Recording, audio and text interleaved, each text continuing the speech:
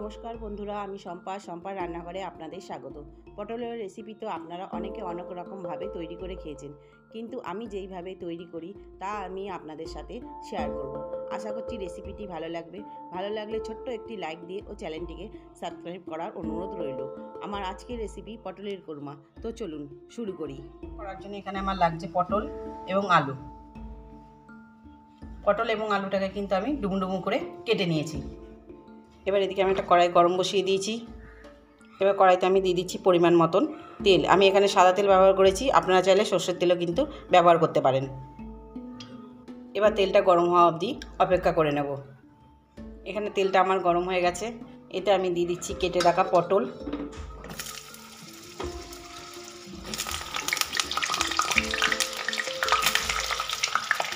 এবং কেটে রাখা আলু, এবং আলু এবং পটলটাকে কিন্তু একবার ভালো করে তেলের সাথে মিশিয়ে নেব।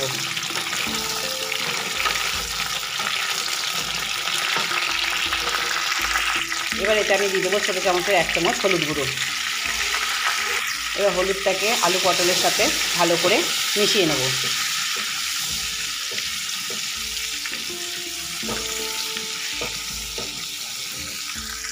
এবার একটা ঢাকা দিয়ে আলু পটলটাকে একটু লাল করে ভেজে নেব। এবার আমি একটা মশলা তৈরি করে নেব।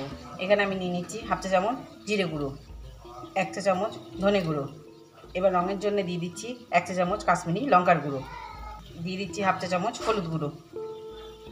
এবার এই সব শুকনো মশলাগুলোকে একটু জল দিয়ে গুলে নেব।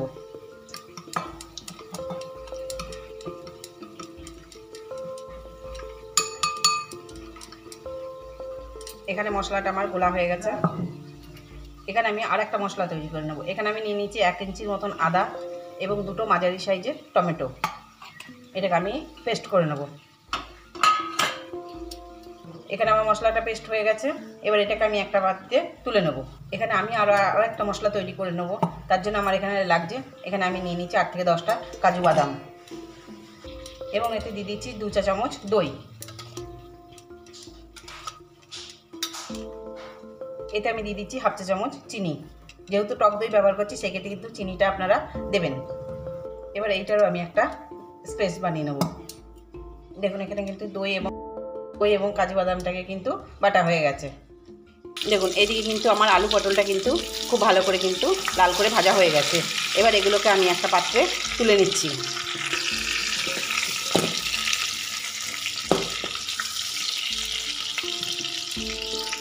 এবং এই তেলে আমি ফোড়ন দিয়ে দেবো এলাচ, দারচিনি এবং লবঙ্গ।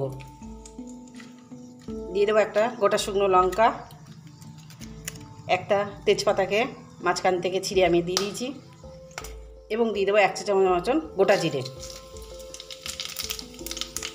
এবার ফোড়নটাকে একটু লাল করে ভেজে নেব, যতক্ষণ না এর থেকে একটা সুন্দর গন্ধ বেরিয়ে আসছে।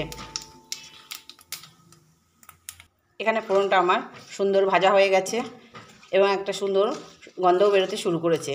এবার এতে আমি দিয়ে দেব বেটে রাখা আদা এবং টমেটো পেস্টটা। এবার মশলাটাকে একটু ভালো করে নাড়িয়ে নিচ্ছি।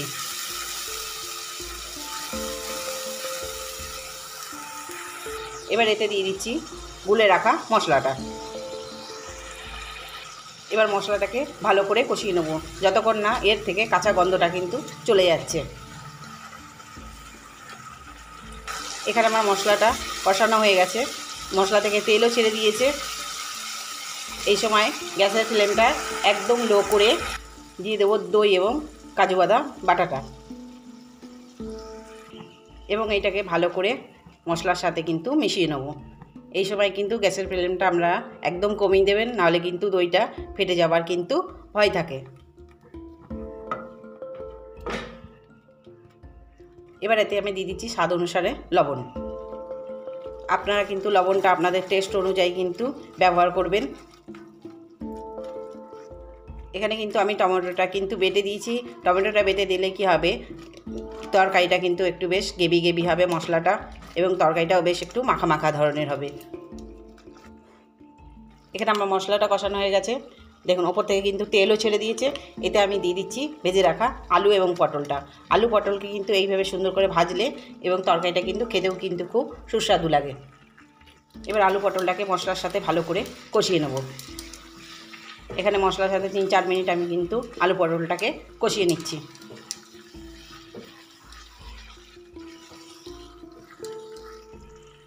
এখানে আমার আলু পটলটাকে 3-4 মিনিট ধরে কষানো হয়ে গেছে। এবার এতে আমি দিয়ে দেবো পরিমাণ মতন গরম জল। আপনারা কিন্তু গরম জলই কিন্তু এতে ব্যবহার করবেন। গরম জল দিলে কিন্তু তরকারিটা তাড়াতাড়ি রান্না হয়ে যাবে এবং তরকারির স্বাদটাও কিন্তু বজায় থাকবে। এবার এতে দিয়ে দিতে আমি 3টে কাঁচা লঙ্কা। আপনারা ঝালটা আপনাদের স্বাদ অনুযায়ী কিন্তু ব্যবহার করবেন। এবার একটা ঢাকা দিয়ে মিডিয়াম আছে এটাকে আমি আরও হতে দেবো 10 মিনিটের মতন। তো বন্ধুরা, আমার এখানে রেডি হয়ে গেছে আলু পটলের কোরমা। দেখুন আলুগুলোও কিন্তু খুব সুন্দর সিদ্ধ হয়ে গেছে।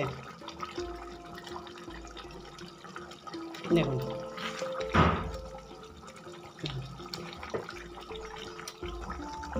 এবার নামানোর আগে দিয়ে দেবো 1/2 চা চামচ গরম মশলা গুঁড়ো এবং 1 চা চামচ ঘি।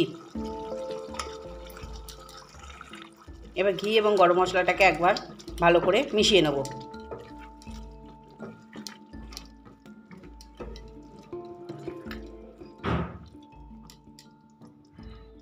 তো বন্ধুরা, আমার এই রেসিপিটি একদম কিন্তু রেডি হয়ে গেছে, আলু পটলের কোরমা।